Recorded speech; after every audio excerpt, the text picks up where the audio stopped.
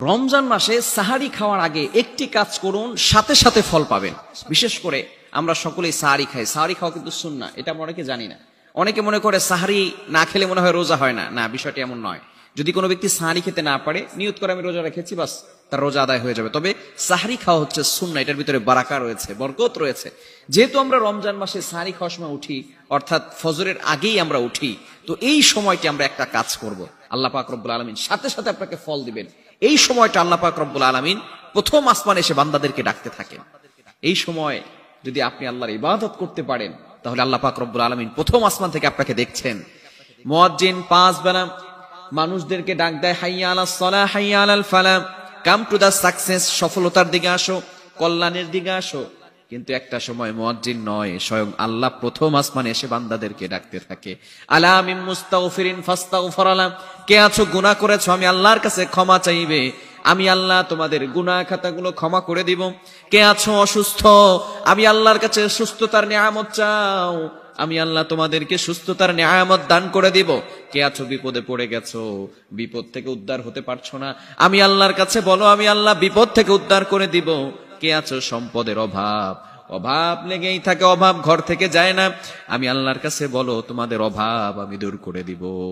এজন্য সাহারির সময় আল্লাহ তাআলা প্রথম আসমানে এসে বান্দাদেরকে ডাকতে থাকে। এই সময় আপনি তাহাজ্জুদের নামাজ পড়বেন।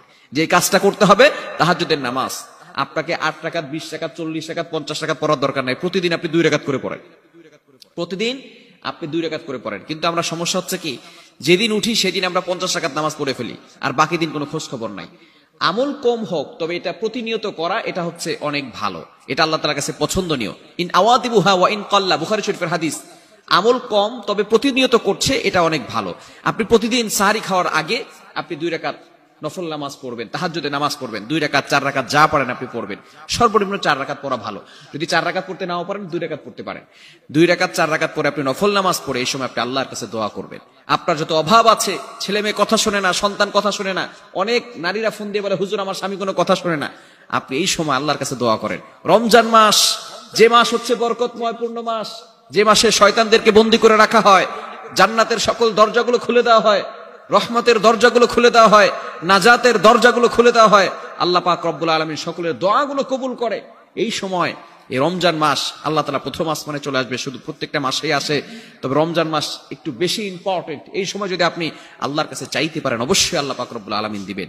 দুনিয়ার যত মানুষ আছে, সকল মানুষের যত আশা আছে, যত আকাঙ্ক্ষা আছে, সকল আশা আকাঙ্ক্ষা পুরিয়ে আল্লাহ পাক রব্বুল আলামিন যদি পূরণ করেন, তাহলে কি আল্লাহর ভান্ডার থেকে কোনো কিছু কমতে হবে?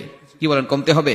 বুঝা গেল আল্লাহ তাআলা সবাইকে সবকিছু দিয়েও আল্লাহর ভান্ডার থেকে কিচ্ছু কমে যাবে না। এজন্য অবশ্যই আমরা রমজান মাস আসতেছে, এখন থেকেই প্রস্তুতি নিব। রমজান মাসে সাহারি খাওয়ার আগেই আমরা 2 রাকাত, 4 রাকাত নফল নামাজ পড়বো, তাহাজ্জুদের নামাজ পড়বো। যারা বেশি বেশি তাহাজ্জুদের নামাজ পড়ে, তারা তত বেশি আল্লাহর নৈকট্য অর্জন করতে পারে। আপনি যখন সেজদায় চলে যান, আপনি মনে করছেন আপনার কপালটা কার্পেটে লাগতেছে, কপালটা টাইলসে লাগতেছে, না না। যখনই কোন মানুষ সেজদা করে, আকরাবু মা ইয়াকুনুল আবদু হুয়া সাজিদ, তখন বান্দার কপালটা আল্লাহর কুদরতি পায়ে ঠেকিয়ে দেয়। বলেন সুবহানাল্লাহ। এজন্য সাহারির আগ দিয়ে 2 রাকাত, 4 রাকাত নফল নামাজ, তাহাজ্জুদ নামাজ পড়তে পারবো তো ইনশাআল্লাহ?